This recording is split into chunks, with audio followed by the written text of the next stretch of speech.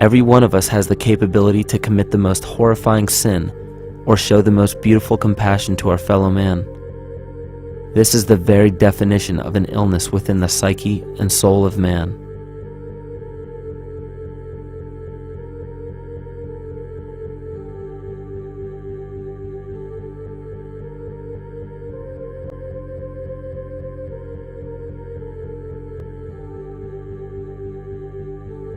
Think of any position of power that you believe to be above you. Royal families, government leaders, the United Nations, financial organizations, corporate monopolies, and media juggernauts. These are all facets of our false ego. They are the physical advent of our own sickness. They require our conscious participation, our conscious energy to survive. Because without our cooperation, without supplying them with the sustenance of complicity, they starve.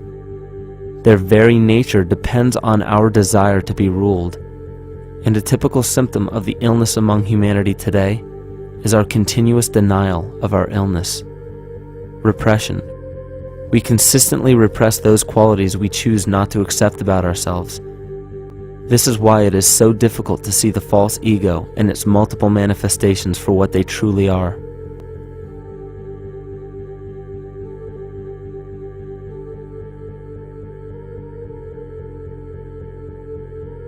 This is the very nature of the false ego. It acts as a red herring to distract us from the freedom we truly have. For this psychic parasite to survive, it must supply us with a chemical that will cause us to remain dependent upon it.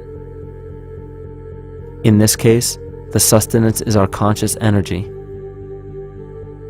And in order for us to feed it to the parasite, the chemical of fear causes humanity to crave protection and defense.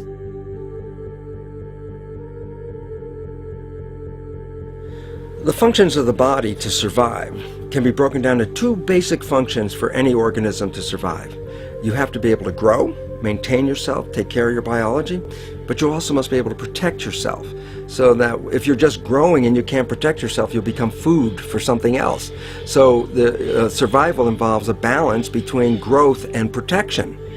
Through the history of human civilization and through human evolution, we recognize that our nature is to be in a state of growth, and that our protection is only supposed to be used to, help us out of that threatening moment. You can't be in growth and in protection at the same time.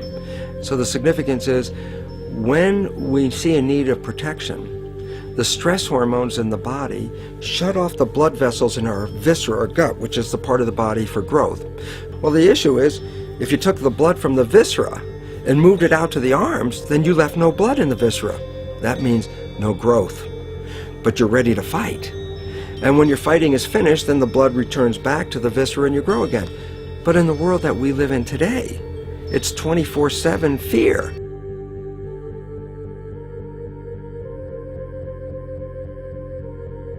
So we have a continuous dripping of that stress hormone into the body. It's just dripping all the time, getting us ready to run or fight or flight at any moment at the drop of a hat. We're ready to go because we're on guard. Well, the problem is, what does that mean about your allocation of energy? And it says, we're spending most of our energy in protection. You cannot survive if you're in protection all the time.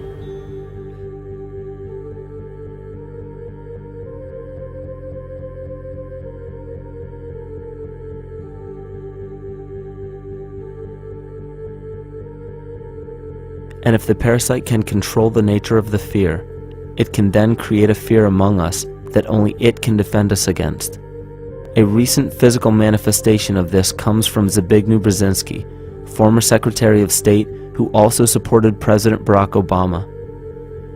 In his book, The Grand Chessboard, he states, as America becomes an increasingly multicultural society, it may find it more difficult to fashion a consensus of foreign policy issues, except in the circumstance of a truly massive and widely perceived direct external threat.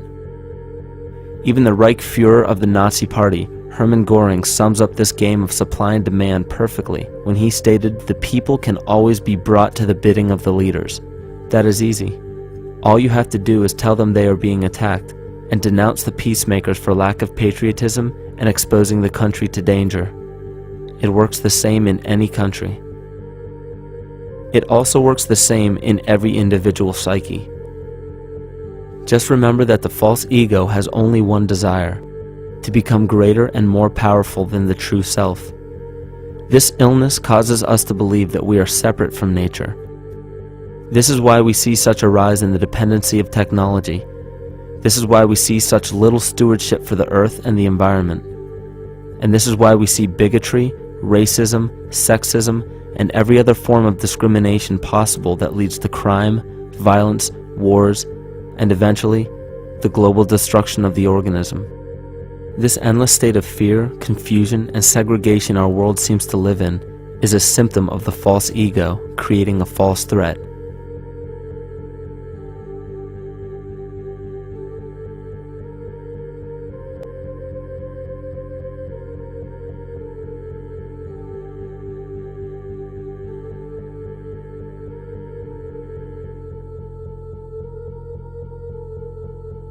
Many of the United States presidents have blood relations with each other. The Bush lineage has blood ties to a great number of former presidents. George Washington, Millard Fillmore, Franklin Pierce, Abraham Lincoln, Ulysses Grant, Rutherford Hayes, James Garfield, Grover Cleveland, Teddy Roosevelt, William Taft, Calvin Coolidge, Herbert Hoover, Franklin Roosevelt, Richard Nixon, and Gerald Ford. Michael Tsarion points out in his work that Bush is closely related to every European monarch on and off the throne, and has kinship with every member of Britain's royal family. Bush's family tree can be documented as far back as the early 15th century. He has a direct descent from Henry III and from Henry VIII's sister Mary Tudor. He is also descended from Charles II of England. And we also find that George W. Bush is a direct descendant of Godfrey the Bullion. Godfrey was the first king of Jerusalem after he recaptured it from the Saracens, which was the name for the Islamic faith during the Middle Ages. It is interesting to note that the current occupation of the United States in the Middle East was re-established by the same family, George Bush Sr. in 1991, and again by George Bush Jr. in 2003. George Bush Jr. is then found to be a cousin to both opposing candidates of his 2 terms in office, Al Gore and John Kerry.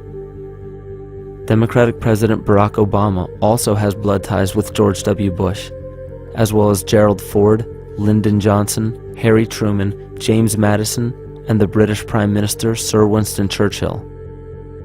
On the opposing side of the 2008 presidential ballot, John McCain is descended from Robert the Bruce, King William I of Scotland, and also Godfrey the Bullion. And probably one of the most interesting facets of the bloodline relations is the fact that the whole British royal family has descent from the Muslim prophet Muhammad through the Arab kings of Seville. This bloodline was passed through the kings of Portugal, Castile, and eventually down to King Edward IV. This is a very, very different story from what you hear the media pumping out every day, being this idea of lineal superiority.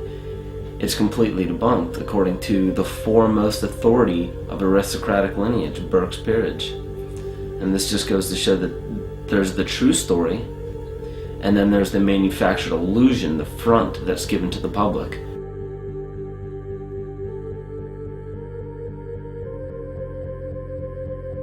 These blood ties go on and are documented thoroughly through literature such as Burke's Peerage and other comparable books.